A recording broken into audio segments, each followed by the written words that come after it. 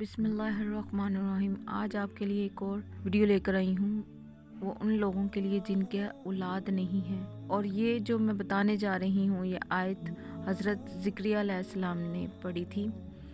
औलाद नरीना अल्लाह ताला ने उनको अता की थी। आप भी अगर इसको पढ़ेंगे रूटीन से हर नमाज के बाद 3 बार या 7 बार, तो अल्लाह पाक आप पे करम करेगा। इंशाल्लाह आपको औलाद नरीना से नवाजेगा इंशाल्लाह।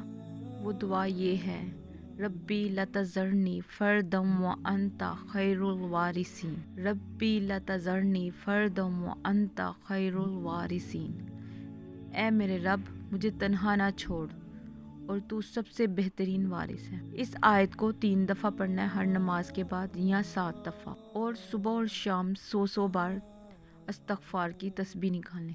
मुझे दुआओं में लाजमी याद रखिएगा, कमेंट्स भी कीजिएगा और लाइक और शेयर और सब्सक्राइब भी कर दें। Thank you very much. Allah हाफिज़।